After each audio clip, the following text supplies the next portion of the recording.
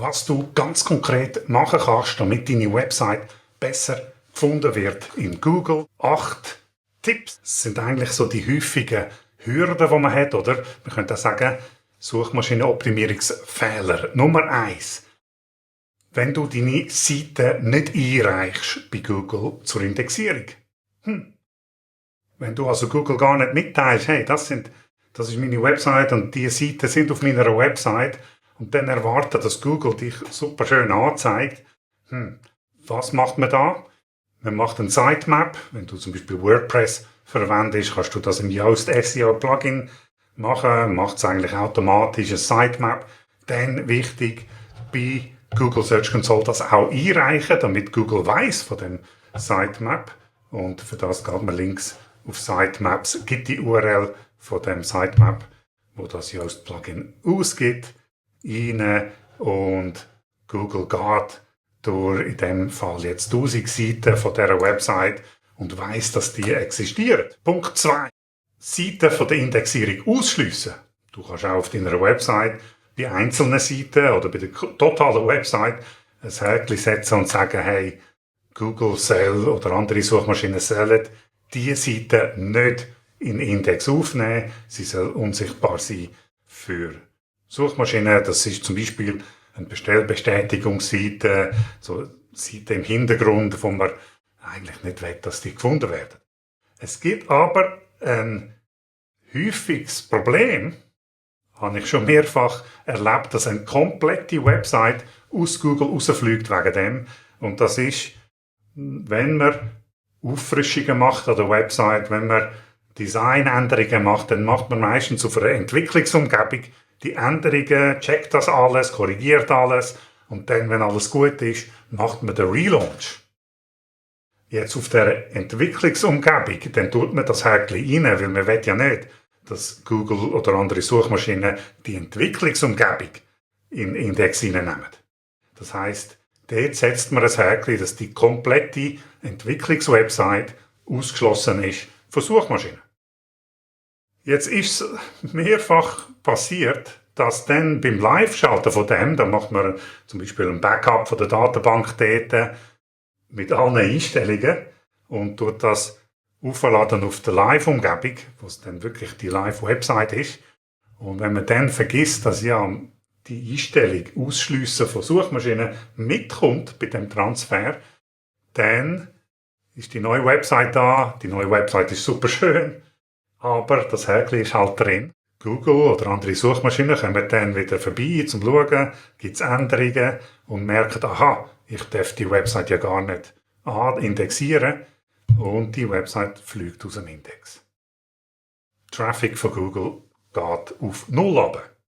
Wenn jetzt jemand nicht regelmäßig Google Search Console Statistiken überprüft, das ist wichtig für dich, dann merkt man vielleicht nicht einen Monat lang nicht, dass das Problem ist und wundert sich, warum man keine Anfragen bekommt. Und ja, je länger man wartet, desto schwieriger wird es dann, wirklich auf die ursprünglichen Levels raufzukommen. Dritter Punkt, gerade heute wieder gesehen, heute Morgen. Deine Website hat vielleicht 50 Seiten, 40, 50 Seiten, vielleicht auch nur 10. Aber bei jeder von diesen Seiten solltest du einen Title Tag setzen und eine Meta Description. Und wenn du die einfach leer lässt, dann sucht sich Google irgendetwas aus deinem Text raus, wo einigermaßen vielleicht könnte passen zu dem, was die Person in Google gerade eingegeben hat. Aber in der Regel ist es irgendein halber Satz mit aus dem Kontext raus. Gib also Title und Meta Description ein. Das ist jetzt in WordPress zum Beispiel mit dem Yoast Plugin. Kannst du das unter jedem Artikel oder unter jeder Seite schön in einem Feld eingeben. Es zeigt dir, wie lang das sein darf. Und gib dort etwas ein, das passt zu dem, was jemand eigentlich finden will.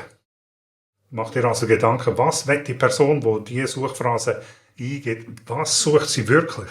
Was ist die Intention hinter dieser Suche? Und schreib etwas, das passt zu deinem Artikel natürlich und auch passt zu dieser Suchintention. Das ist auch gerade ein Hinweis zum vielleicht den Inhalt überarbeiten in dem Gedankenprozess. Wenn du merkst, hey, der Inhalt, ich weiss gar nicht, ob das es wirklich zu dem passt, was die Leute suchen. Gut. 4. Punkt geht ins Gleiche rein. Schmale Inhalte oder tiefe Qualität von den Textbeiträgen auf deiner Website. Wenn du einfach so ein bisschen geschwullene Sprache hast über irgendein Slide-Bild und das Team ist unsere Stärke, das ist logischerweise nicht etwas, was jemand suchen und finden in Google. Du brauchst wirklich Mehrwertinfos auf deiner Website zum Ranken und wenn du zuoberst sein mit deinen Inhalten, dann müssen die Inhalte auch das verdienen, dort oben zu sein. Das heisst, sie müssen besser sein als die anderen. Das heisst, es lohnt sich natürlich zu schauen, was andere über ein bestimmtes Thema schon geschrieben haben und dir zu überlegen, schaffe ich das, etwas aufs ähnliche Level zu bringen, ohne abzuschreiben natürlich, wie die anderen, oder kann ich sogar aus meiner Perspektive noch einen Zacken zulegen, das ist häufig möglich, aber wenn du vielleicht Expertise hast in 8 verschiedenen Themen, die alle ein bisschen zusammenhängen, dann pick zuerst mal die raus, wo du merkst, hey, da hat noch niemand wirklich einen super guten Inhalt geschrieben. Zumindest niemand in meiner Region. Gut, dann 5. Punkt, 5. SEO-Fehler, wenn du Inhalt für Google schreibst statt für Menschen. Immer deine Wunschkunden im Fokus haben, am besten ein Bild auf deinem Tisch, Porträtbild von einem fiktiven oder echten Wunschkunden von dir und schreib für die Person. Für die eine Person. Schreib nicht einen Artikel, wo in einem Absatz geht es ein bisschen für die ein bisschen mehr Grossfirmen sind und im nächsten Absatz übrigens auch für kleinere Firmen geht das auch. Das gibt ein Wirrwarr, wo man nicht lesen will. Schreib für Menschen. Das heisst auch, mach dir Gedanken und bild dich ein bisschen weiter in Sachen Schreiben für Bildschirm. Das heisst, nicht lange Absätze, nicht lange Sätze, Zwischentitel schön kennzeichnet als Überschrift 2 oder wenn es natürlich weiter runter verschachtelt wird, Überschrift 3 und 4 und so weiter und nur einmal Überschrift 1 als Titel von der Seite. Bilder reinnehmen, vielleicht ab und zu ein Wort fett geschrieben, das sind so wie Griffe auf einer Kletterwand, wo das Auge von der lesenden Person so wie braucht, zum zuerst mal entscheiden, soll ich anfangen lesen überhaupt?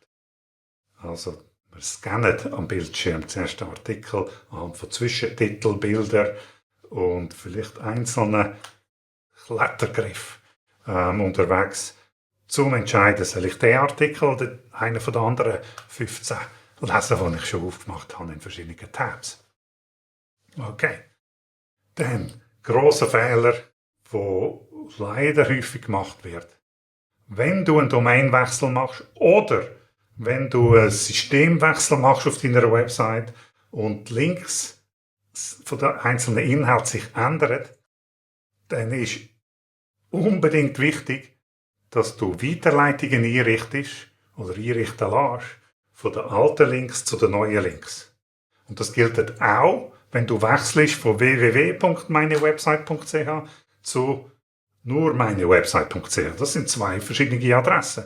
Wenn du den Wechsel machst, unbedingt darauf achten, dass wenn Leute auf die alten Links kommen, die wahrscheinlich irgendwo im Web noch verlinkt sind, dass sie an die richtige Stelle weitergeleitet werden, nicht einfach zu deiner Startseite.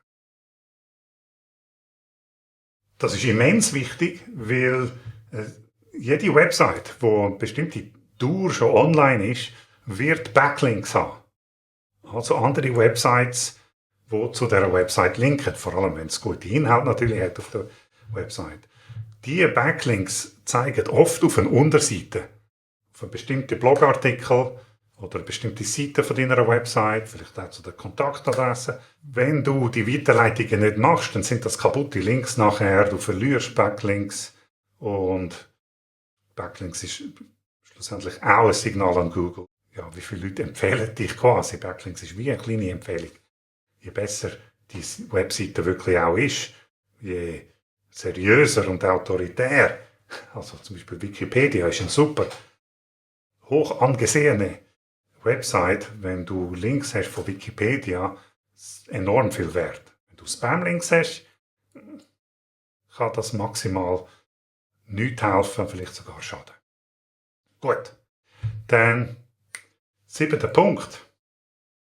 Schlechte Mobilfreundlichkeit. Google wertet deine Website ein paar Tage aus auf deine Mobilfreundlichkeit, natürlich automatisiert, aber sie achtet auf Sachen wie nah sind Buttons zueinander, dass man vielleicht am falschen Ort klickt oder wie ist der Seitenaufbau während dem Laden, wie schnell und so weiter. Und sie errechnet, ob deine Website mobilfreundlich ist oder nicht. Und wie mobilfreundlich. Das ist nicht einfach Geschmackssache, sondern das kann man ausrechnen. Damit kommen wir auch gerade zum 8. Punkt, nämlich acht auf deine Core Web Vitals. Core Web Vitals sind so die Hauptkriterien, die Google anschaut, um zu schauen, ob das Technische hinter deiner Website verhebt, dass es den heutigen Standards genügt. Das sind Sachen wie Ladegeschwindigkeit drin, das sind Sachen wie während dem Laden verschieben sich Sachen auf der Website, dass plötzlich ein Button weiter unten erscheint, oder? Das kann extrem verwirrend sein, wenn ich eigentlich klicken oder tippen mit dem Finger und während dem Laden verschiebt sich etwas und ich klicke dann drum am falschen Ort. Das hat Google gar nicht gern, wenn solche Sachen passieren. Das kannst du im Hintergrund technisch optimieren und solltest auch. Und es gibt da in Search Console Core Web Vitals, wo du siehst, möglichst da grün sein und wenn du nicht grün bist, dann bist du entweder orange oder rot.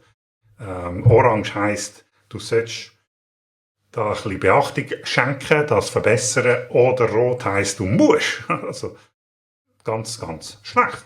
In dem Moment ist jetzt alles gut, alles ist im Grünen, aber das ist häufig so bei Websites, dass das eben nicht alles im Grünen ist.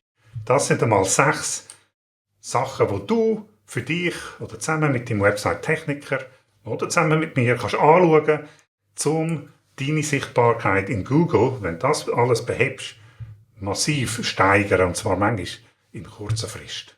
Wenn dir solche Videos gefallen, dann bin ich froh, wenn du unter meinem Video kommentierst. Wenn du Fragen hast, auch unter dem Video kommentieren.